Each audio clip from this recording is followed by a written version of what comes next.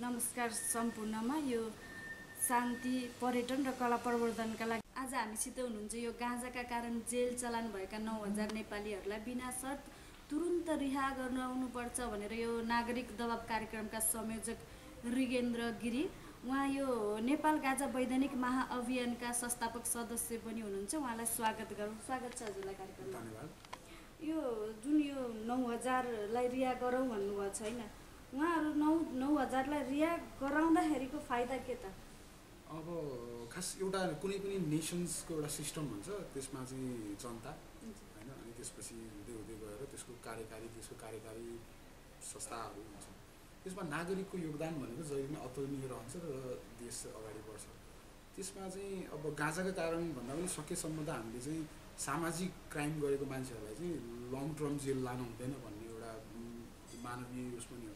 तर पनि हाम्रो देशमा चाहिँ ल चाहिँ थोरै अलि नर्मल मान्छेहरूलाई चाहिँ ल चाहिँ अलि अप्ठ्यारो छ।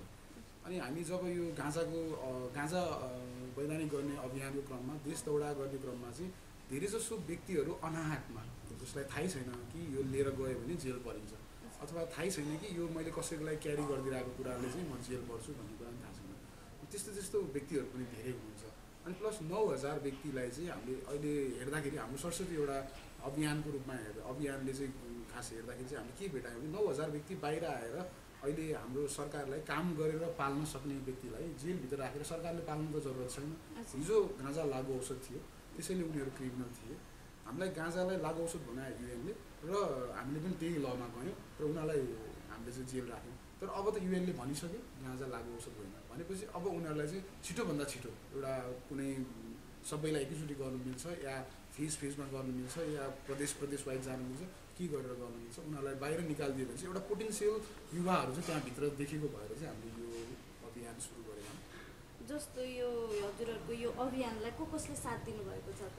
यो अहिले यो अभियानमा चाहिँ सम्पूर्ण नेपालभरि नै बसेर गाँजा वैधानिक हुनुपर्छ। अब नेपालमा चाहिँ समय आइसक्यो, हामी ढिलो भइसक्यौँ, इन्डिया चाइना भन्दा पनि पछाडि पर्ने भयौँ। अथवा हिजो गाँजाको बारेमा थाहै नभएका राष्ट्रहरूले पनि गाँजाको राम्रो रिसर्च गरेर प्रोडक्टिभिटी देखाइसक्दा पनि हामी नेपाल हिजो विश्व इतिहासमा गाँजाको ट्रेड सिकाएको मान्छे पछाडि परिरहँदाखेरि चाहिँ गाँजा र यसको महत्त्व बुझ्ने व्यक्तिहरू चाहिँ अलमोस्ट सबैजनाले चाहिँ हामीलाई कसैले फोन गरेर कसैले म्यासेज गरेर अथवा कोही चाहिँ आउँछु नै भनेर चाहिँ उस गर्नुभएको छ। यसमा चाहिँ हामीलाई अब विभिन्न अभियानहरू जस्तै विश्व हिन्दू महासङ्घको साथीहरूको सहयोग छ, लगायत अरू धेरै नै साथीहरूले चाहिँ हामीलाई यसमा सहयोग गर्दै हुनुहुन्छ। जस्तै हाम्रो यो गाँजा वैधानिक गर्नुपर्छ भनेर चाहिँ सोसियल मिडिया प्लेटफर्ममा कुरा उठाउने राजीव काफ्ले दाइले पनि हामीलाई सहयोग गरिराख्नु भएको छ। लगायत अरू नेपाली किसान हुनुभयो, अनि नेपाल आत्मनिर्भर महाअभियानका साथीहरूले पनि सहयोग गरिराख्नु भएको छ। अनि विदेशमा बस्ने नेपालीहरू जो चाहिँ यसमा पोजिटिभ हुनुहुन्छ उहाँहरूले पनि हामीलाई चाहिँ सहयोग र जस एउटा आत्मबल बढाइराख्नु भएको छ। जस्तो यो अब 45 वर्ष अगाडि त हाम्रो नेपालमा पनि यो गाँजा लागु औषध थिएन होइन, त्यहाँपछि प्रतिबन्धित भयो। तर अहिले पनि त यो युएनले खोले पनि नेपालले त प्रतिबन्धितकै रूपमा राखेको छ नि त। यो कुरा चाहिँ सबभन्दा बुझ्न जरुरी चाहिँ यो कुरा रहेछ, किनभने हामीले चाहिँ आफ्नो ल इम्पोज गरेर अथवा आफ्नो कानुन बनाएर हामीले गाँजालाई अवैधानिक बनाएका होइन रहेछौँ। हामीले चाहिँ युनाइटेड नेसन्सले चाहिँ हामीलाई चाहिँ गाँजा तैँले प्रतिबन्ध गराइनस् भने तँलाई म यो फलानु कुराहरूमा फेसिलिटेट गर्दैन, म यस्तो गर्दैन, यो चिजहरू दिँदिनँ, यो फेसिलिटीहरू तैँले युएनबाट पाउँदैनस् भनेर चाहिँ जबरजस्ती गर्न इम्पोज गराइएको रहेछ। अनि त्यति बेला चाहिँ राजा महेन्द्र सरकारले चाहिँ ल ठिकै छ, मेरो चाहिँ यो देशको कल्चरमा छ, संस्कृतिमा छ, मेरो खानामा छ, मेरो परिवारमा गाँजा फैलिएको छ, यसलाई चाहिँ निर्मूल पार्नलाई मलाई केही समय चाहिन्छ भन्दा चाहिँ 25 वर्षको समय माग गर्नुभएको रहेछ उहाँले होइन। तर त्यो 25 वर्ष नपुग्दै चाहिँ उहाँ रहनु भएन। त्यसले गर्दाखेरि चाहिँ यो कुराहरू धेरै नै डाइभर्सिफाइड भएर गयो। अनि अब विश्व इतिहासमा चाहिँ गाँजालाई एउटा तुलामा राखेर लागु औषधलाई एउटा तुलामा राखेर हेर्नुपर्ने थियो।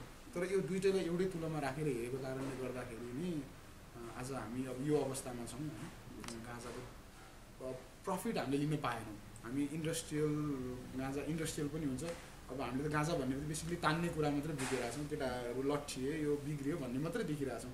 तर संसारमा सबैभन्दा चिसो देशमा बस्ने मान्छेहरूले गाँजाको कपडा लगाउँछन्, सबैभन्दा गर्मी ठाउँमा बस्नेहरूलाई गाँजाको कपडाले कम्फर्टेबल दिन्छ, अथवा गाँजाको तेल निस्किन्छ भन्ने प्रोडक्टिभिटीहरूतिर चाहिँ हामी कम लागेका छौँ। त्यसले गर्दा चाहिँ यो अवस्था छ जस्तो लाग्छ। भनेपछि गाँजाको फाइदाहरू देखेको भएर हजुरले वैधानिक गर्नुपर्छ भन्नुभएको? गाँजाको फाइदा अनि गाँजाले हाम्रो समाजलाई पुर्याउने फाइदा र गाँजाले हाम्रो किसानहरूलाई पुर्याउने फाइदा र गाँजाले चाहिँ हाम्रो संस्कृतिमा हिजो सदियौँदेखि चलिआएको संस्कृति जुन छ त्यसमा पुर्याउने फाइदाहरूका कारणले नै गर्दा यसका नराम्रा पक्ष चाहिँ नगन्य छन्। हरेक कुराको जस्तै खानाको पनि नराम्रो पक्ष छ, धेरै खायो भने हामी ओबेस भइन्छ।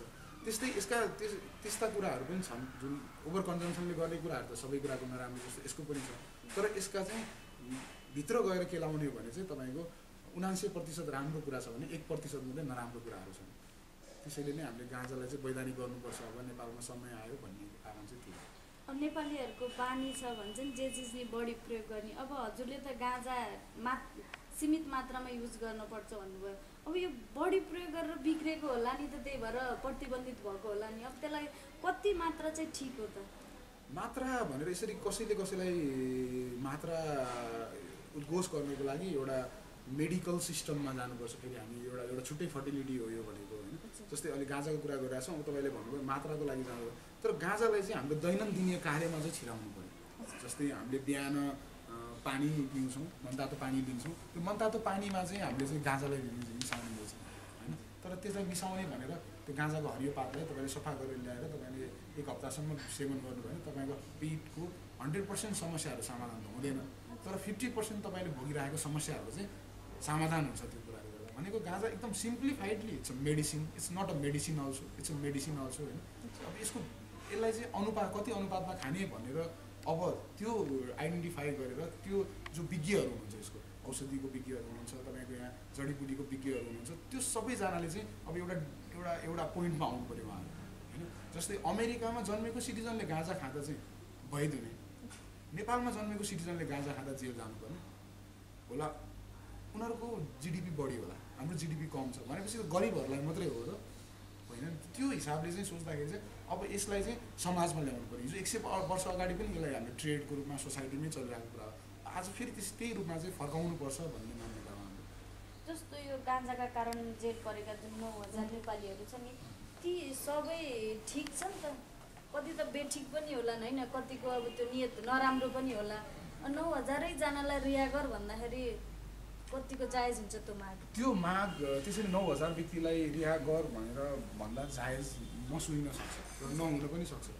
तर हामी एज अ अभियन्ता हाम्रो सधैँ नै इच्छा के रहिरहेको छ भने नेपालमा गाँजालाई कुन स्टेजबाट कुन स्टेजमा पुर्याइयो होइन। हिजो पोजिटिभ हजुरबाले गाँजा खाँदा हजुरआमाले बनाउने, नातिले सल्काउने, आज चाहिँ त्यही कुरा चाहिँ नातिले प्रयोग गर्दाखेरि चाहिँ नाति जेल जाने भनेको यो एउटा सिस्टमबाट नै यसलाई बायस गरिएको छ। जस्तै हिजो तपाईँको राजा देशमा रहन्जेलसम्म चाहिँ राजालाई चाहिँ कुनै पनि हिन्दू व्यक्तिले बाहेक पनि कुनै पनि नेपालीले राजाको नाम लिँदा सम्मानार्थ लिनुहुन्थ्यो। त्यसपछि जब उहाँ आफ्नो पद प्रतिष्ठाबाट जानुभयो त्यसपछि चाहिँ नर्मल्ली एउटा मार्केटमा भएको हुइम जस्तो होइन कि एउटा सनातन हिन्दू धर्मको मान्छेलाई गएर कुरा गर्नु भने उसको लागि राजा विष्णुकै अवतार, त्यो तपाईँले कहिले पनि परिवर्तन गर्न सकिँदैन, कसैले पनि गर्न सकिँदैन। तर जो व्यक्ति चाहिँ स्वचालित छ अथवा उसलाई पहिले नै छ कि उसँग सनातनसँग अथवा राजसंस्थासँग कुनै पनि उ नभएकोलाई उसले राजालाई चोर भन्यो, गाली गर्न सक्यो नि त। तर त्यो व्यक्ति जो सनातन छ त्यसले गाली गर्न सक्दैन, किनभने हाम्रो पर्सेप्सन के हुन्छ, एकचोटि हामीले लिइसकेपछि एडप्ट गरिसकेपछि त्यो कुरालाई चाहिँ हामी छोड्न चाहिँ गाह्रो हुँदैछ। त्यो मानवीय गुण पनि हो।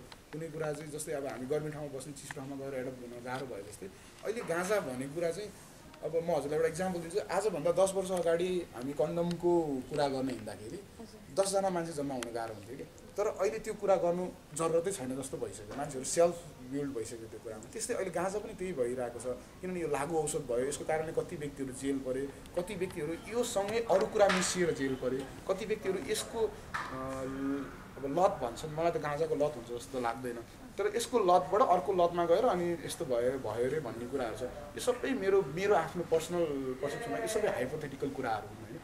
मान्छेहरूले चाहिँ नराम्रो बनाउनलाई चाहिँ के गर्नुपर्छ भन्दा नराम्रै प्रमाणित गर्नु पऱ्यो। जस्तै एउटा रक्सी खाएर फिट्टु भएको मान्छेलाई उसले अलिकति गाँजा खाएर गएर केही गर्यो भने चाहिँ गाँजा खाएर यस्तो गर्यो भन्ने चलन छ। रक्सीलाई चाहिँ जोडिँदैन नि त, किन रक्सीलाई हाम्रो समाजमा छिराइयो, गाँजालाई चाहिँ समाजबाट बाहिर लगियो, अनि त्यो गाँजालाई जसले बाहिर लग्यो समाजबाट ती व्यक्तिहरू हामीभन्दा पनि शक्तिशाली थियो त्यति बेला। त्यो भएर चाहिँ आज तपाईँ हाम्रो सोचमा जुन हाम्रो यो सामाजिक सोच छ त्यो चाहिँ परिवर्तन हुन एकदमै जरुरी छ। जस्तो यो गाँजा वैधानिक महाअभियान छ नि, यो राजाले चलाएको भन्छन् नि, यो कतिको साँचो? मलाई त अमेरिकन एजेन्ट पनि भन्छन्, एमसिसी पास गराउन आएको यो मान्छे पनि भन्छन् होइन। त्यो सबभन्दा पहिला चाहिँ हामीले के बुझ्नु जरुरी छ भने हामी एउटा राष्ट्र हो, हामी सिक्किम होइन, हामी इन्डियाको अर्को पार्ट होइन, कसैले हामीलाई गाभ्न सक्दैन। राजा महेन्द्रले, म राजावादी पनि होइन, म राजाको फ्यान पनि होइन, मलाई त्यो राजा अब भए पनि नभए पनि सुव्यवस्था चाहियो मलाई। तर राजा महेन्द्रले चालेको कदम चाहिँ हामीलाई युएनमा रजिस्टर गरेर एउटा इन्डिपेन्डेन्ट कन्ट्रीको रूपमा युनाइटेड नेसन्सको लिस्टमा हामीलाई जब राखिदिनु भयो भने त्यसपछि आएर कसैले पनि हामीलाई खान सक्दैन क्या। हाम्रो यस च्यानललाई सब्सक्राइब गरी बेल आइकन छोई नोटिफिकेसन अल गर्नुहोला र लाइक, कमेन्ट र सेयर गर्न पनि नभुल्नुहोला। तर म स्कुल पढ्दा मलाई याद छ टिचरहरूले इक्जाम्पल दिँदाखेरि चाहिँ भोलि इन्डियाले चाइनाले क्याप्प खाइदिन्छ भन्दा भन्दै म ग्रो भएर आजसम्म पनि यो कुरा नबुझिन्जेलसम्म पनि म त ओहो हामी बढी बोल्नुहुन्न, धेरै जान्नुहुन्न, फलाना नेतालाई मारिदियो, यस्तो गरिदियो, यो सबै इन्डियाले चाइनाले गर्यो, त्यो पोसिबलै नरहेछ। जब म युनाइटेड नेसन्सको बारेमा मैले बुझेँ, अरू हामीभन्दा नि साना देशहरू, हामीभन्दा नि अझै शक्ति कम भएका देशहरूमा गएर हेरेँ, तिनीहरूलाई त खाइसक्नु पर्थ्यो त। मङ्गोलियाको बिचमा नि एउटा सानो देश छ, चाइना र मङ्गोलियाको बिचमा पनि होइन, जापानको छेउमा त्यति सानो देशहरू छ, अमेरिकाकै छेउमा त्यति सानो सानो देशहरू छ, तिनीहरूलाई त खाइदिनु पर्थ्यो नि त। भनेपछि कुनै पनि इन्डिपेन्डेन्ट राष्ट्रलाई कसैले खान मिल्दैन। हामीलाई चाहिँ हाउगुजी देखाइदिएको छ क्या, ठुलो माछा आएर तँलाई खाइदिन्छ, त्यही भएर त नबोल अथवा यो नगर भन्ने यो हाइपोथेटिकल कुराहरूले चाहिँ हामीलाई यो स्टेजमा ल्याइएको छ क्या। त्यो खास पर्फेक्सन चाहिँ त्यसमा छैन जस्तो लाग्छ मलाई। अब अमेरिकन एजेन्ट हो, एमसिसी पारित गर्न आएको भन्छन् भन्नुभयो, के हजुर एमसिसी पारित हुनपर्छ भन्नुहुन्छ? मलाई लाग्दैन, किनभने कुनै पनि देशले, जस्तै बङ्गलादेश जस्तो देशले चाहिँ एमसिसीको कुनै एउटा प्रोजेक्टलाई रिजेक्ट गर्न सक्यो। किन सक्यो भन्नुहुन्छ भने आजभन्दा 5 वर्ष 7 वर्ष अगाडिको बङ्गलादेशको इकोनोमी र आजको बङ्गलादेशको इकोनोमी फरक छ होइन। किन फरक छ भने बङ्गलादेश उत्पादनमा विश्वास गर्छ, उत्पादन गरेर अरूलाई बेच्नमा विश्वास गर्छ। भनेपछि उसले चाहिँ बङ्गलादेशले, श्रीलङ्का, अरू देशले पनि एमसिसी रिजेक्ट गर्यो होइन। त्यो भनेर त्यो नराम्रो भएर रिजेक्ट गरेको होइन कि कुनै पनि देशले मेरो देशमा गर्न सक्ने काम म आफै गर्छु भनेर अगाडि सर्नु त राम्रो कुरा हो नि त होइन। एमसिसी भनेको त उनीहरूले हामीलाई एउटा कुनै पैसा दिएर अथवा आर्थिक सहयोग गर्ने कुरा नै रह्यो। भनेको हामी आफै शक्तिशाली भयौँ, आफै पैसा खर्च गर्न सक्ने भयो भने त हामीलाई एमसिसी किन, हामीलाई फरेन एड नै चाहिँदैन होइन। हामी त्यसको लागि हामी सक्सेसफुल हुनु पऱ्यो, हामीले आफूले प्रोडक्सन गर्नु पऱ्यो। हामी त अब यो पुस्ताले के अरे पुरानो पुस्ताले बिगाऱ्यो भन्छौँ, म हुन त यो पुस्ताको हो, तर म चाहिँ मेरै पुस्तालाई दोष दिने मान्छे हो। किनभने मेरो हजुरबाउहरूको साथीहरू, हजुरबाहरूले चाहिँ गार्मेन्ट्सहरू बेच्नुहुन्थ्यो, युरोप जानुहुन्थ्यो, अमेरिका जानुहुन्थ्यो, सजिलै बेच्नुहुन्थ्यो, कहाँ पुर्याउनुहुन्थ्यो। बुबाहरूले पस्मिना बेच्नुभयो, संसार हल्लाउनु भयो, तिब्बतको ढुङ्गा लगेर अमेरिकामा कति बहुमूल्य बनाएर बेच्नुभयो। हाम्रो जेनेरेसन 30 अहिलेको 40 वर्षभन्दा तलको मान्छेहरूले खै कसले के गर्नु, 40 वर्षभन्दा तलकै इलन मस्क वर्ल्डको धनी मान्छे छ, 40 वर्षभन्दा तलकै फेसबुकको वर्ल्डको धनी छ। तिनीहरू they are from second generation, हाम्रो जेनेरेसनको हो नि त, उनीहरूले चेन्ज ल्याइसक्यो। तर हामी चाहिँ अझै पनि अब बुढाहरूलाई गाली गर्दै बस्ने, यो ट्रेन्डले गर्दा नै हामी अल्छी भइसक्यो। भनेपछि हाम्रै जेनेरेसनको समस्या हो त यो कम्प्लिटली यो आज यो हाम्रो यो सिस्टम यसरी लथालिङ्ग हुनु अथवा थलिनु अथवा एउटा जायज कुरालाई पनि एउटा प्लेटफर्ममा लान नसक्नु, जस्तै आज गाँजाको बारेमा बोल्न नसक्नु, भोलि माइक्रो ब्रुवरीको अथवा भनौँ घरेलु रक्सीको उत्पादनको बारेमा बोल्न नसक्नु, पर्सि हाम्रो आफूले गरेका उत्पादनहरूलाई चाहिँ विदेशी बजारमा लान नसक्नु भनेको हाम्रो मिस्टेक। यो चाहिँ यो माई फादर उनीहरूले त आफ्नो टाइममा आफ्नो काम गरिसक्नु भयो, अब हामीले ओभरटाइम गर्न सकेनौँ नि त उहाँलाई। अनि उहाँहरूलाई दोष दिएर अथवा सिस्टमलाई दोष दिएर त्यो गरेर भन्दा पनि अब आफ्नो साइडबाट आफ्नो स्किलमा अगाडि बढ्नु पऱ्यो। जस्तो गाँजालाई वैधानिक बनाउनु त भन्नुभयो, यो लोकल रक्सीलाई पनि वैधानिक बनाउनु पर्छ भन्ने कुरो उठिरहेको छ, त्यसलाई के भन्नुहुन्छ? त्यो पनि हामी एकदमै समर्थन हो त्यो कुरामा, किनभने तपाईँको अघि पनि मैले सिक्किमलाई जोडेको थिएँ। खास सिक्किम एउटा इक्जाम्पल पनि हो भएको। सिक्किमलाई चाहिँ इन्डियासँग गाभ्नुभन्दा अगाडि एउटा कस्तो भने सिक्किममा चाहिँ त्यहाँ गएर सिक्किमको कला, संस्कृति, खानाहरू मास्ने काम गरिएको होइन। किनभने म सिक्किमे हुँ भनेर गर्व गर्ने मान्छे नभएपछि त सिक्किम रहँदैन नि त बल्ल, नत्र सिक्किम त टेरिटोरियल त रहिरहेको छ, तर त्यहाँ म सिक्किमको मान्छे हो भन्ने मान्छे नरहेपछि नै त्यो देश जाने हो नि त। त्यो हिसाबले चाहिँ जे कुरालाई नै यहाँ चाहिँ डाइभर्सिफाइड गर्दाखेरि चाहिँ विचार नपुर्याइने क्या। तपाईँको मेरो मेरो मेरो मेरो मैले गर्न सक्छु कि मैले के गर्न सक्छु, म कार्पेन्टर हो, मैले कुर्सी टेबल बनाउन सक्छु भने चाहिँ म चाहिँ अर्कै इन्डस्ट्रीमा काम गरिरहेको छु होइन। गलत ट्रेन्ड सेटिङ अनि झुक्काइदिने। अनि म त भन्छु बच्चामा पढाउने टिचरहरूलाई नि अहिले फेरि सम्झेर भन्न मन लाग्छ, त्यो टिचरहरूलाई भेट्ने भने भन्न मन लाग्छ कि सर कसैले पनि कसैलाई खान नमिल्दो रहेछ सर, कसैले कसैलाई त्यत्तिकै बिना अर्थ मार्न नमिल्दो रहेछ, तपाईँहरूले हामीलाई यो के इतिहास पढाउनु भयो, किन डराउनु दिनुभयो यस्तो साह्रो होइन। हुन त भात खुवाउनलाई पनि भूत आउँछ भनेर भात खुवाउने कल्चर भएको कन्ट्री हो हाम्रो होइन। यो चिजहरू चाहिँ चेन्ज हुनु पऱ्यो। अनि गाँजाले आजको भोलि समृद्धि ल्याउँछ भनेर सोच्ने व्यक्तिहरूलाई पनि म के भन्न चाहन्छु नि, गाँजाले आजको भोलि समृद्धि ल्याउँदैन, सक्दा पनि सक्दैन। तर गाँजाले हाम्रो देशको जिडिपी बढाउँछ। जिडिपी बढ्यो भने चाहिँ के हुन्छ भने हामी देशको उत्पादनमा जब हामी स्ट्रङ हुन्छौँ नि, त्यसपछि हामी बाहिरी सामानहरू त ल्याउनु पर्दैन नि त। तपाईँ पत्याउनु होला, हामीले लास्ट इयरको डाटा यिनीहरूले दिँदैनन् माग्यो भने, तर हामीले आफ्नो सोर्सले निकाल्दाखेरि हामीले 12 करोडको भाङको गेडा चाइनाबाट ल्याएर नेपालमा बेच्यौँ कि डिपार्टमेन्ट स्टोरमा। भनेको त अल्छीपनाको अल्छीपनाको हद हो क्या यो त। त्यो 3 टाइम्स रिपिट हुन्छ नि कुनै कुरा, यो त ब्याडको पनि ब्याड हो। किनभने हामी आफै संसारको सबैभन्दा राम्रो भाङ उत्पादन गर्न सक्ने राष्ट्र विदाउट एनी डाउट होइन। त्यो चाहिँ आजभन्दा 60, 65, 70 वर्ष अगाडि आएको हिप्पीहरूले नै हामीलाई चाहिँ प्रस्त उदाहरणहरू दिएर गइसकेका छन्। आज अमेरिकामा बिक्ने गाँजा पनि त्यो हाम्रै कुनै न कुनै वेबाट हाम्रै बिउ लगेर बनाइएको हो। यो धेरै कुराहरूमा उनीहरूले हामीलाई यस्तो घुमाएको छन् कि हामी घुम्दै गएको छौँ कि त्यो आफ्नो मल युज गर्न छोडेर अर्काको युरिया मल युज गरिरहेछौँ होइन। यो हेर्दा अहिले गाँजा मात्रै भनेर जोडिएको छ, तर हाम्रो सिस्टममा चाहिँ गाँजाले चेन्ज नल्याए पनि गाँजाले चाहिँ हामीलाई फेरि गाउँ फर्काउँछ एक्चुअली। अनि गाउँ फर्केपछि will come in the reality कि बल्ल अगाडि देख्छौँ कि मेरो गाउँ काठमाडौँ भन्दा मेरो गाउँ राम्रो छ, पोखरा भन्दा मेरो गाउँ राम्रो रहेछ, उत्पादनको हिसाबले चाहिँ म यहाँ बसेँ भने मलाई खर्च कम हुँदो रहेछ भन्ने कुराहरू त मान्छे ब्याक टु द नेचर गएपछि नै फिल हुने कुरा हो। भनेपछि हजुर ढुक्क हुनुहुन्छ नेपालले पनि गाँजालाई वैधानिक दिन्छ भनेर? नेपालले ढुक्क भन्दा पनि नेपालमा गाँजा वैधानिक भएन भने चाहिँ अब नेपाल हामी आफै पछाडि पर्ने हो सधैँ। किनभने गाँजाले चाहिँ एउटा राष्ट्रिय अर्थनीतिमा चाहिँ ठुलो प्रभाव पार्छ। किनभने मान्छे गाउँ फर्किन्छ गाँजा रोप्नको लागि, तर गाँजा मात्रै त रोपेको लागि पुग्दैन, उसले त साग रोप्छ, धान रोप्छ, अनि त्यो बन्जर जमिनहरू पनि फेरि हरियाली हुन थाल्छ, अनि प्रोडक्सन बढ्छ। जब अब सिम्पली हामी रायोको साग पुर्याउन सक्दैनौँ सिजनमा होइन, अनि पुर्याउन सके पनि 200 रुपियाँ मुठामा बेचिरहेछौँ भनेको हाम्रो यो एग्रिकल्चरल सिस्टम नै बिग्रेको छ। किन बिग्रेको छ भने हामी चाहिँ क्यास क्रपमा कम ध्यान दिइरहेछौँ होइन। जस्तै हिजो हामीसँग कटन इन्डस्ट्री थियो, आज छैन। आज उखुको स्थिति यस्तो छ मार्केटमा होइन। भोलि अब मान्छेहरूले अहिले पनि भन्छन् गाँजाको स्थिति नै उखुको जस्तो होला भनेर भन्छन् होइन। ठिक छ, होस्, तर उत्पादन त हुनु पऱ्यो नि त्यसको लागि।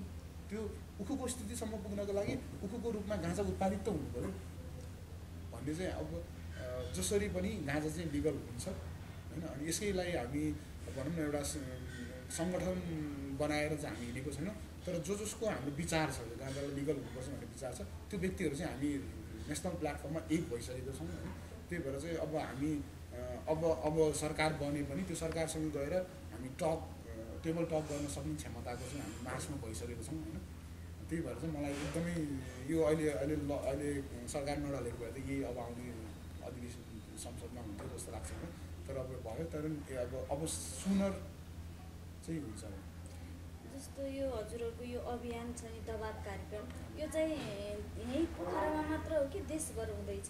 यो देशभरि नै हुन्छ, तर यो हामीले पोखराबाट स्टार्ट गर्नुलाई चाहिँ हिम्मत जुटायौँ।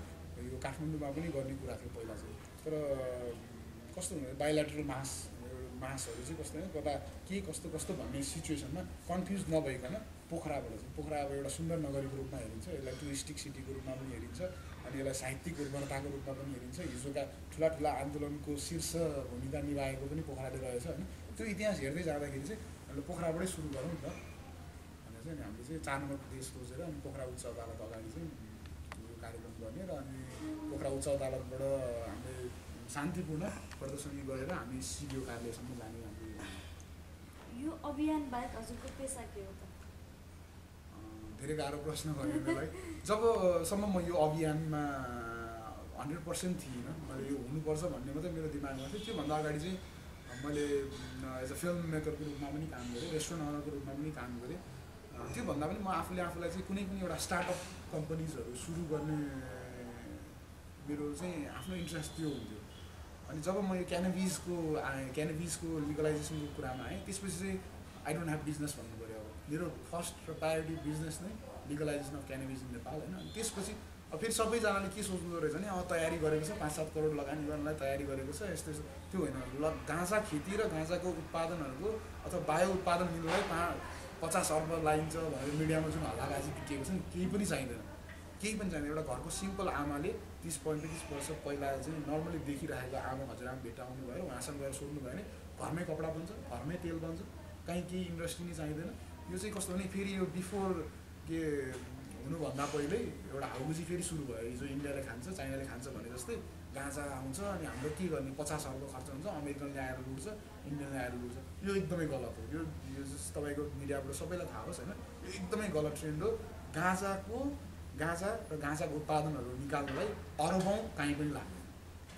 जस्तो यो अब अहिले पेसा व्यवसाय केही गर्दिनँ भन्नुभयो नि, अब यो जीवनयापनको लागि पनि त अब पैसाको आवश्यकता पर्यो। पैसाको लागि कि पेसा गर्नु पऱ्यो कि व्यवसाय गर्नु पऱ्यो, अनि न त हजुरको जीवनयापन कसरी गर्नुहुन्छ? अब चाहिँ यो अहिले यो फेजसम्म आइसक्दा चाहिँ मलाई अब त्यो आफ्नो सेभिङ्सहरू सकिँदै गएपछि होइन, अनि आफ्नो युटिलिटिजहरू कम हुँदै गएपछि त्यो कुरा फिल भइरहेको छ। अनि अब तर being a activist, if you start a business, त्यो एक्टिभिजममा रिलेटेड बिजनेस हुनुपर्दो रहेछ होइन। त्यही भएर चाहिँ अब मेरो फर्स्ट नै टार्गेट भनेको म क्यानाबिस एक्टिभिस्ट हो।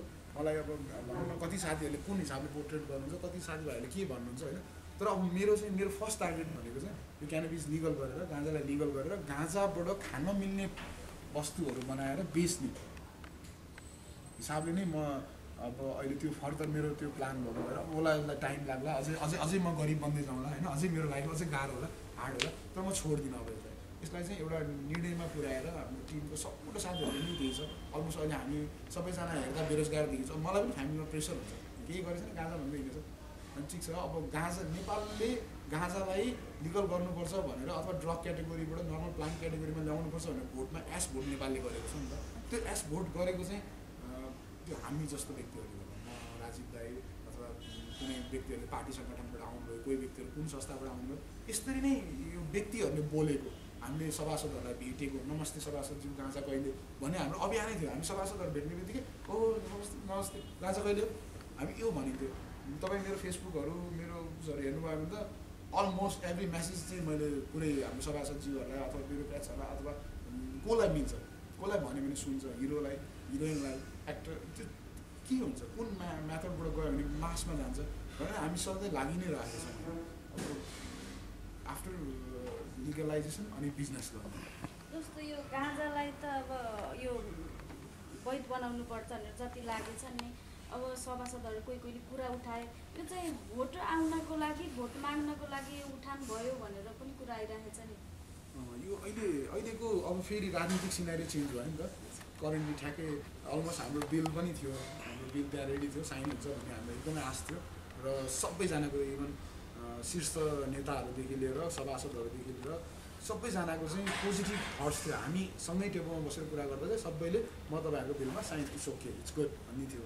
तर अब यो सबै संयन्त्र नै ढलिसकेपछि चाहिँ अहिले के विदिन अ विकमा भएको सिनारी चाहिँ के छ भने अब काङ्ग्रेसले आफ्नो मेनिफेस्टोमा राख्ने, एमाले आफ्नो मेनिफेस्टोमा राख्ने, भोलि चाहिँ राप्रपा नेपालले गाँजालाई आफ्नो मेनिफेस्टोमा राख्ने कि अथवा साझा यो कुन दलले राख्ने, यो कुराहरू घुमिरहेको छ, त्यो बुझिरहेको छ। त्यही भएर चाहिँ म आफू पोलिटिकल्ली चाहिँ न्युट्रल भएको भएर होइन, मलाई चाहिँ के सजिलो भइरहेछ भने मलाई वाच गर्न सजिलो भइरहेछ क्या।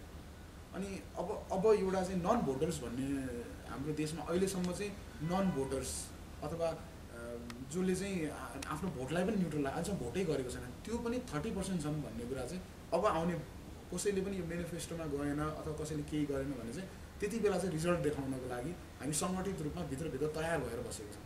भनेको अलमोस्ट 30% एक्टिभ भोटर्स मध्येको 30%ले चाहिँ अब हामी चाहिँ वान डिसिजन भोटिङ गर्ने, यदि सिस्टमले हामीलाई सुनेन भने हामी चाहिँ वान डिसिजन भोट, एकचोटिको भोट चाहिँ गाँजाको लागि, परिवर्तनको लागि भने चाहिँ त्यो हिसाबकोसम्म चाहिँ हाम्रो सङ्गठन विस्तार भइसकेको छ। भनेपछि जसले गाँजालाई उठान गर्छ हजुरहरूको त्यो जुन अभियानकर्ताहरू हुनुहुन्छ त्यसैलाई भोट हाल्नु हुन्छ हजुरहरूले? गाँजा लिगलाइज गर्छु भनेर चाहिँ अथवा गाँजालाई चाहिँ वैधानिक गर्छु भनेर चाहिँ उहाँहरूले चाहिँ हामीलाई एस्योर गर्नुहुन्छ भने चाहिँ हामी र हाम्रो यो सोच छ नि, जुन सोचवाला भोट चाहिँ हामी उहाँलाई दिन्छौँ।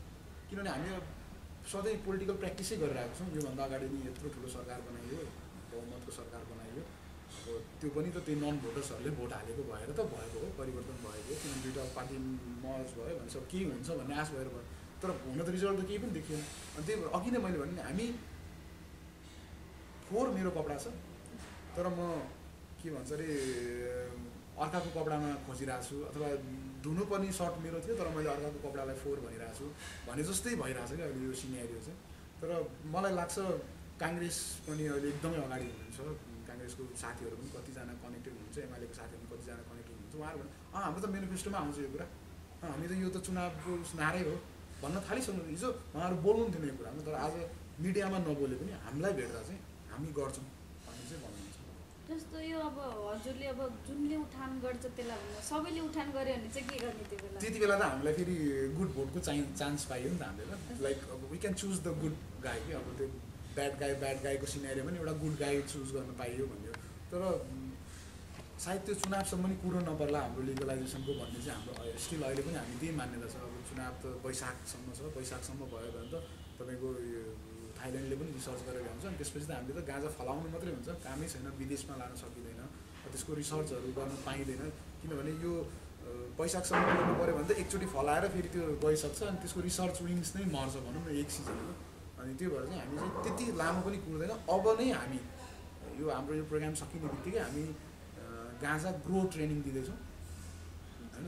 अनि गाँजालाई कसरी ग्रो गर्ने अथवा कुन चाहिँ वेले गर्दाखेरि भाङलाई हामी प्रोडक्टिभिटी बढाउन सकिन्छ भने चाहिँ अब हामी राष्ट्रिय लेभलमै गाँजा ग्रो ट्रेनिङ हाम्रो जस भनौँ न, गाँजा कसरी फलाउने, कसरी यसलाई मेच्योर बनाउने, कसरी यसको उत्पादनलाई चाहिँ बजारीकरण गर्न सकिन्छ भने चाहिँ हामी ट्रेनिङ नै सुरु गर्दैछौँ यो प्रोग्राम। जस्तो यो गाँजा कति ठाउँमा त गाँजा फडानी गऱ्यो होइन, जलाइदियो भनेर आइरहेको छ।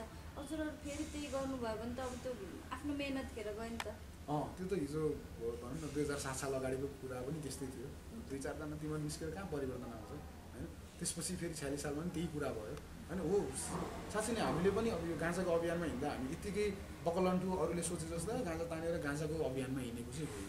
किनभने कुनै पनि प्रिसाइज ठाउँमा जाँदाखेरि चाहिँ गाँजाको इम्पोर्टेन्स यो भयो। जस्तै म युरोपमा पढ्नु पाएँ, म युरोप पढ्ने बेलामा चाहिँ मैले जहिले पनि सोच्थेँ कि त्यो नेपालमा कुनै रेस्टुरेन्टमा गएपछि झगडा नभएको ठाउँै हुँदैन होइन, रक्सी खाएछ झगडा गरेर। तर युरोपमा त्यत्रो धेरै मान्छेहरू छ, त्यति हामीभन्दा बलियो अग्लो छ, किन लड्दैन यिनीहरू, किन झगडा गर्दैन, यत्रो धेरै रक्सी खान्छ भन्दाखेरि एउटा प्रिसाइजली तिनीहरू स्मोक गर्दो रहेछ हो। किन त्यहाँ गाँजा स्मोक गर्दो रहेछ। मेरो आफ्नै एक्सपिरियन्स छ, मैले एउटा युरोपको एकदमै राम्रो डेभलप देशमा चाहिँ गाँजा सल्काउनलाई झुकिएर पुलिससँग लाइटर मागेको छु। म डराएँ, तर पुलिसले मलाई लाइटर दियो, मैले सल्काएँ, अनि अलिक उता गएर खा भने म अलिक उता गएर खाएँ। त्यो भनेको उनीहरूले त्यो सिस्टममा छ, त्यसलाई नदेखेको जस्तो गरिदिरहेको छ। अब हल्यान्ड यसको बेस्ट इक्जाम्पल होइन। हल्यान्डमा गाँजा बेच्न इलिगल छ, तर तपाईँ हल्यान्डको कुनै पनि कफी सपमा जानुभयो भने गाँजा किनेर खानुहुन्छ।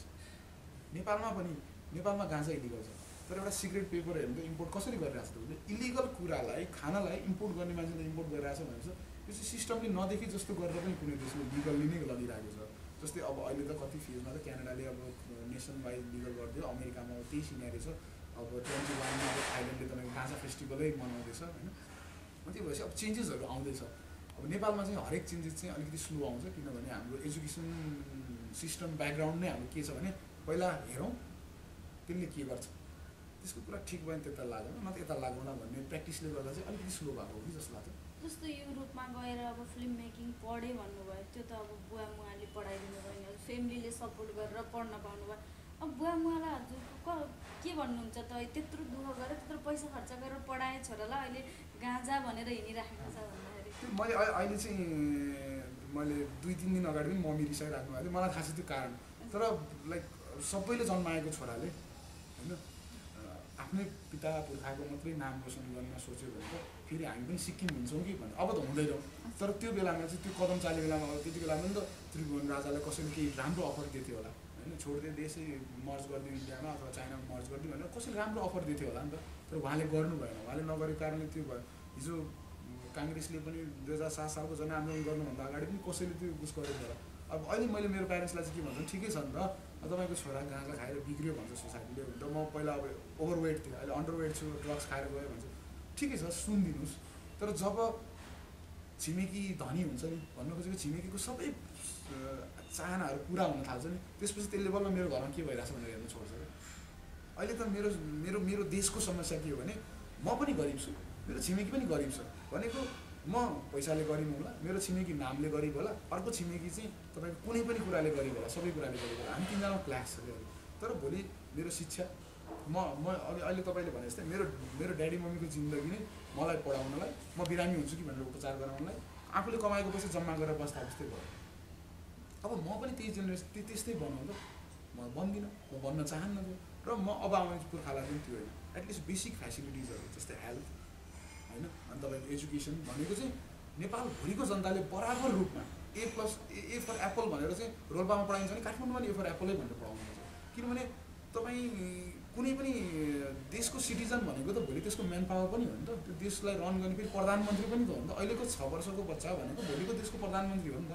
अहिले चाहिँ हाम्रो के छ भने त्यसलाई साइड लगाइदिइरहेको किन साइड लगाइदिइरहेको छ भने त्यो अहिले भएको प्रधानमन्त्रीलाई आफ्नो कुर्सी अथवा आफ्नो अस्तित्व अथवा आफ्नो नाम जोगाउनुमा नै समस्या छ त्यही भएर चाहिँ अब चाहिँ कमिङ जेनेरेसनलाई चाहिँ डेभलप गरेर ल्याउनुपर्छ अनि अब म यो भन्न खोजेको होइन कि फेरि युरोप अमेरिकन जस्तो हुनुपर्छ म त्यो पनि मान्दिनँ हाम्रो आफ्नो दर्शन छ त्यो हाम्रो तरिका छ जिउने हामी चाहिँ नेपालमा धेरै धर्म छ धेरै जातिहरू छन् सबै भए पनि हामी चाहिँ सनातनमा विश्वास गर्ने खोला र ढुङ्गामा विश्वास गर्ने मान्छेहरू जुनसुकै धर्म होस् नेपालमा बसेर क्रिस्चियन होस् या मुस्लिम होस् या हिन्दू होस् सबैजनाले चाहिँ केमा विश्वास गर्नुहुन्छ भने पाहाडमा विश्वास गर्नुहुन्छ बगेको खोलामा विश्वास गर्नुहुन्छ र त्यसको छेउमा पाइएको ढुङ्गामा विश्वास गर्नुहुन्छ भनेको हामी सबै सनातन हिसाबले हिँडिरहेको मान्छे प्रकृतिबाट चलेको मान्छेहरू होइन त्यही भएर चाहिँ यहाँ धेरै कुराहरू मिसाएर यसलाई नेगेटिभ बनाउनु पनि खोजिरहेको देखेको छु मैले पोलिटिकलाइज गर्न खोजेको पनि देखिरहेको छु होइन तर कमनली गइयो भने चाहिँ चेन्जेस भनेको सानो थोरैबाट हुन्छ अनि मैले मेरो ड्याडमा पनि त्यही भन्छु ठिकै छ नि त तपाईँको 3टा सन्तान थिए 2टा राम्रो भयो एउटा काम नराम्रो भयो भनेर सोच्नु नि त अहिले फेरि 10 वर्षपछि अनि केही सिनेरियोहरूमा सिचुएसनहरूमा भनेर नै कन्भिन्स गरिरहेको छ जस्तो यो हजुर अब यो गाँजा अभियानमा हिमाचल फिल्म मेकिङ पढ्न युरोप जानुभयो यो बिचमा दुःखद पलहरू पनि होला त्यो पललाई चाहिँ कसरी सम्झिनुहुन्छ दुःखद पल त छ कति धेरै नै छ होइन अब जस्तै युरोप पढ्दाखेरि भोकै बस्यो त्यसपछि फेरि युरोप पनि गइयो होइन त्यो त्यति बेला चाहिँ कस्तो हो एज अ युरोप पढ्न जाने बेला पनि म चाहिँ पढ्न म मात्रै गएको थिएन त्यो ब्याचमा अरू धेरै साथीहरू हुनुहुन्थ्यो तर म चाहिँ फर्केँ होइन म चाहिँ पढेर फर्केँ अरू साथीहरू चाहिँ पढेर केही गर्ने प्र्याक्टिस गर्न खोजेर अथवा केही गरेर त्यही एडजस्ट गर्न खोज्नु होइन केही साथीहरू चाहिँ त्यहाँबाट नि अपलिफ्ट गरेर अझै बेटर कन्ट्रीहरू जानुभयो अहिले लास्टमा चाहिँ हामी जब एकै ठाउँमा बसेर एउटा प्लेटफर्ममा कुरा गऱ्यौँ भने चाहिँ उहाँहरूले मलाई सक्सेसफुल देख्नुहुन्छ तर मेरो फ्यामिलीले उहाँहरूलाई सक्सेसफुल देख्छ भनेको त्यो त एउटा ट्रायङ्गल बन्यो क्या कस्तो ट्रायङ्गल बन्यो भने जब हामीसँगै एउटै ब्याचको एउटै सिनारीको व्यक्तिहरू सँगै हुँदाखेरि चाहिँ उहाँहरूले मलाई free independent I can speak what I want होइन तिमी जे मन लाग्छ आज तिम्रो प्रपर केस नि भोलि तिमी यसरी चल्न सक्छौ तर हामी त आइएम बााउन्डेड विथ बोस कसैको अथवा कसैको पोलिटिकल सिस्टममा बााउन्डेड हुनुहुन्छ कसैको चाहिँ बोल्नै नपाइने अब आर्मी हुनुहुन्छ साथी अब उहाँले पनि अस्ति यही कुरा भएको थियो ठुलै पोस्टमा हुनुहुन्छ आर्मीमा मलाई पनि एकदम पोजिटिभ लाग्छ बुझ गर्दा भन्नु मन लाग्छ तर के गर्ने अब म हायर के गरेर बोल्नु दिँदैन मेरो डक्टर साथीहरू हुनुहुन्छ उहाँ पनि युज पनि गर्नुहुन्छ यसको पोजिटिभ फिलिङ्स पनि हुन्छ तर के छ एउटा डक्टरले आएर अहिले पोखरामा आएर ल गाँजा ठिक हो गाँजा खानुपर्छ भन्यो भने उसको सर्टिफिकेट 3 दिनभित्रमा नेपाल मेडिकल काउन्सिल र नेपालमा औषधि बेच्ने मान्छेहरू मिलेर त्यसलाई चाहिँ एउटा न एउटा केसमा फसाएर त्यसलाई सिकाइदिन्छ भनेपछि पोलिटिक्सकै कारणले गर्दाखेरि राजनीतिकै कारणले गर्दाखेरि नेपालमा गाँजा नेपालमा होइन संसारमै जस्तै अमेरिकामा पनि फर्स्टमा अन्डर बिल भएको कुरा हो अन्डर बिल भनेको चाहिँ जस्तै तपाईँको एउटा कामको लागि एउटा फर्मेटमा चाहिँ ल हामीले चाहिँ यो योजनाहरू भन्ने यो चिजलाई रोक्ने यो चिजलाई अगाडि बढाउने भन्ने चिजमा चाहिँ त्यो गाँजा भन्ने चिजलाई चाहिँ इन्टेन्सनली राखिएको गाँजा लागु औषध हो भनेर प्रमाणित भएको काहीँ पनि छ न त्यति बेला प्रमाणित छ न अहिले प्रमाणित छ र म यो पनि भन्न चाहन्छु गाँजा औषधि हो भनेर प्रमाणित पनि भएको छैन होइन मैले भने भन्दैमा गाँजा औषधि पनि होइन तर यो इट्स बेटर देन अल्कोहल होइन अनि यसको चाहिँ बायो प्रडक्ट जस्तै अल्कोहल भनेको चाहिँ बायो प्रडक्ट कम हुने भयो त्यसको तर यसको चाहिँ बायो प्रडक्टहरू धेरै छ जस्तै कपडा भयो होइन तेल भयो होइन तपाईँको अनि त्यसपछि गएर त्यो कोइला भन्छ यसको होइन वर्ल्डको सबभन्दा राम्रो कोइला गाँजाको निकाल्नुहुन्छ अनि त्यसपछि यसले चाहिँ तपाईँको एग्रिकल्चरल सिस्टमलाई राम्रो गर्छ होइन अनि यसले अर्को कुरा चाहिँ सबभन्दा बेटर भनेको चाहिँ तपाईँले घरमा तपाईँको गाँजाको बोट छ भने तपाईँले घरमा गाँजा तुलसी बिरुवा होइन लगायत हाम्रो 4-5 वटा यो तुलनीय प्लान्टहरू जुन छन् हामीलाई उसको हर्ब्सहरू छन् त्यो घरमा भयो भने चाहिँ basically you don't need to go and search medicines त्यो चाहने भने चाहिँ अनि त्यो बेसको रूपमा भएको भएर चाहिँ अब गाँजा अवैधानिक हुनलाई चाहिँ राजनीति नेपालमा मात्रै होइन विश्व जगतमै छ र उनीहरू अझै पनि चाहँदैनन्। को चाहँदैनन् त भन्दाखेरि चाहिँ अल्कोहल कम्पनीहरू चाहँदैन, मेडिकल यो फार्मासिस्टहरू चाहँदैन। उनीहरूको अलमोस्ट 20% सेल्स सबैको जान्छ। गाँजा लिगल हुने बित्तिकै रक्सीको पनि 20% सेल्स डाउन हुन्छ, औषधिको पनि 20% सेल्स डाउन हुन्छ र लोवर ग्रेडको पिपलहरू फार्मर्सहरूले चाहिँ राम्रो कपडा लगाउन पाउँछन् आफ्नै उत्पादनले। जस्तो अहिले त गाँजाको कपडाहरू बिक्रीमा आइसकेन, तर त्यो कपडाहरू त महँगो छ नि त। यस्तो यो के भन्छ अरे तातो उसमा रोटी सेक्ने हाम्रो चाहिँ नेपाली परम्परा नै हो। साथीभाइहरू कहाँ अपर्च्युनिटिजमा ढ्याप्पु बस्ने भने त्यो जस्तो भइरहेको मात्रै हो खास। यो चाहिँ किनभने अनि अर्को त इलिगल हो, गाँजा इलिगल हुनु पनि किनभने गाँजाको रेसाबाटै यसलाई निकाल्ने हो होइन। गाँजाको बोक्राको बाहिरपट्टिबाट यसलाई ड्राई गरेर यसलाई निकाल्ने हो। यसको प्रोसेसिङ खासै त्यस्तो उसै ठुलो पनि छैन, त्यसरी गर्ने कुरा हो। तर अब त्यो तपाईँले भन्नुभयो गाँजा फडानी गर्दै हिँड्छ नेपाल प्रहरी।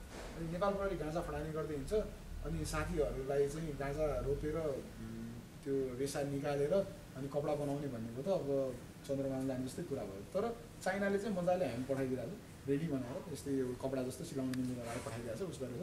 अनि त्यो चाइनाबाट किनेर यहाँ ल्याएर अनि त्यो बेच्दा चाहिँ महँगो भइरहेको। मतलब फेरि भोलि हामीले जस्तै अहिले दाङमा सुरु भएको छ अलिअलि त्यहाँ दाङबाट अनि दाङको साथीहरूले पनि जस उहाँहरूले पनि त्यही प्राइसमा सामान बेच्दै हुनुहुँदो रहेछ। अनि मैले सोधेँ किन यो हामी नेपालको कि चाइनाको, नेपालको भन्दा नेपाली प्राइसमा जानु पऱ्यो नि अन्त चाहिँ उहाँहरू पनि वर्कआउट गर्दै हुनुहुन्छ अझै। किनभने हामीलाई प्रोडक्सन पुग्दैन, किन भोलि डिमान्ड भएपछि त सामान त दिनु पऱ्यो। त्यसको लागि त हामीसँग आफ्नै र मेटेरियल छैन। फेरि हामी यो चाहन्नौँ कि कटन इन्डस्ट्रीकै रूपमा ह्याम्प इन्डस्ट्री जाने हो भने चाहिँ यो लिगलाइज हुनु र नहुनुको केही अर्थै रहँदैन।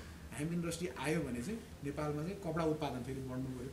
एटलिस्ट हामीले कपडा बनाएर अथवा गाँजा बनाएर विदेश सप्लाई गर्नु नसोचौँ अहिले, त्यो पनि त्यतातिर नजाउँ। एटलिस्ट हामी नेपालीहरूले चाहिँ एउटा ट्रेन्ड सेट त गर्न सक्छौँ नि त, गाँजा कपडा लगाउने, यहीँ उत्पादित कपडाहरू लगाउने होइन। इन्डिया पनि त त्यसरी नै डेभलप भएको आफ्नै मेड इन इन्डिया हुँदा हुँदै आज मेक इन इन्डिया भइसक्यो होइन। त्यो फेजमा हामी पनि जान सकिन्छ। कुराकानी भयो, कुराकानीको अन्तमा चाहिँ हजुरलाई मैले अब सोध्न बिर्सेको अथवा हजुरलाई भन्न मन लागेको केही कुरा छ भने भन्दैन। यो सबभन्दा पहिला त तपाईँले नगिन त्यो प्लेटफर्मबाट मलाई बोल्ने मौका दिनुभयो, त्यसको लागि चाहिँ म एकदमै आभारी छु हजुरहरूसँग। अनि अब मेरो जहिले पनि एउटा सिद्धान्त के रह्यो भने if you don't speak out, तपाईँ बोल्नुहुन्न भने अगाडिको मान्छेले तपाईँलाई हेपिराख्छ या पेलिराख्छ या दमन गरिराख्छ होइन। त्यो भएपछि हामी मलाई के तपाईँलाई के अथवा उसलाई के भन्दा पनि हामीलाई के भन्ने सोचमा हामी आउनु पऱ्यो।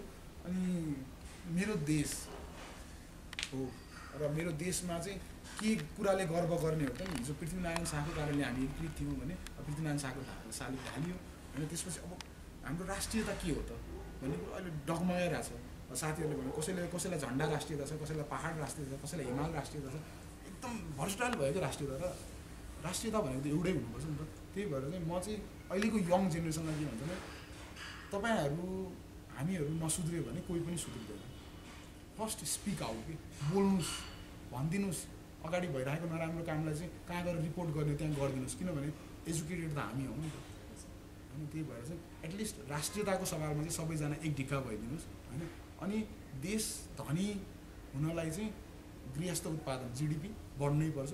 त्यसको लागि हरेक युवाले चाहिँ काम गर्नै पर्छ अनि उत्पादनमुखी हुनैपर्छ र उत्पादनमै जोड दिउँ, कृषिलाई अगाडि बढाउँ। अनि हाम्रो देशमा हामीले के गर्न सकिन्छ, हामीले आफूले बनाएका चिजहरूलाई आफैले उपयोग गरौँ र देश विकासतिर जुटौँ भन्ने चाहिँ मेरो सधैँ यही नै अपिल रहन्छ। त्यो पनि स्पेसली हामी जस्तो यङ साथीहरू।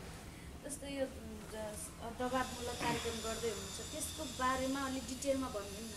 यो साथीहरूलाई म के जानकारी गराउन चाहन्छु भने नेपाल गाँजा वैधानिक महाअभियानले चाहिँ नेपाली किसान र नेपाल आत्मनिर्भर महाअभियानसँग मिलेर यो लिगलाइज क्याम्पेन गरेको। अनि यसमा चाहिँ हाम्रो साथीहरू अघि मैले भने जस्तै कति साथीहरू अनाहकमा, कति साथीहरू थाहा नभएर, कति साथीहरू अरूको फाइदाको लागि अथवा कतिजना स्मग्लिङै गर्ने क्रममा समातिनु भएको छ। अब उहाँहरूलाई युएनले स्टेट गरे, युएनले पहिला ड्रगको रूपमा स्टेट गरेको भएर हामीले ड्रगकै रूपमा बुझ्यौँ। अब युएनले ड्रग होइन भनेर स्टेट गरिसकेपछि अब नेपालको कानुन पनि परिवर्तन हुनुपर्छ छिटोभन्दा छिटो। हामीले भोलि नै तत्काल रिहाई गर भन्नको अर्थ त्यो भोलि नै रिहाई गर भन्न खोजेको नि होइन। अब यो प्रोसिड्योरमा जानु पऱ्यो तपाईँहरू भन्नको लागि चाहिँ हामीले चाहिँ 12 गते आइतबार यो उच्च अदालत अगाडि जम्मा भएर शान्तिपूर्ण रूपमा प्ले कार्ड्सहरू देखाएर होइन त्यहाँबाट चाहिँ अनि उच्च अब न्याय खोज्न अदालत जानु पऱ्यो भन्ने हाम्रो मान्यतासँगै त्यहाँबाट हामी सिडिओ कार्यालयसम्म चाहिँ त्यो प्ले कार्ड्सहरू बोकेर जान्छौँ। त्यसपछि हाम्रो कार्यक्रम सकिन्छ। अनि त्यसपछि चाहिँ हाम्रो राष्ट्रिय स्तरमै यो कार्यक्रमहरूको घोषणा हुँदै जान्छ। इन्ट्रेस्टेड व्यक्तिहरू सहभागी भइदिन चाहिँ म अनुरोध गर्दछु। धन्यवाद हजुरलाई हामीलाई समय दिनुभयो। धन्यवाद हजुरलाई। आज हामीसित हुनुहुन्थ्यो गाँजाका कारण जेल चलान भएका 9000 नेपालीहरूलाई बिना शर्त तुरुन्त रिहा गराउन शान्तिपूर्ण नागरिक दबाव कार्यक्रमका संयोजक रिगेन्द्र गिरी। उहाँ यो नेपाल गाँजा वैधानिक महाअभियानका संस्थापक सदस्य पनि हुनुहुन्छ। हाम्रो यो युट्युब च्यानललाई लाइक सब्सक्राइब गरी साथ सहयोग दिनुहोला। धन्यवाद।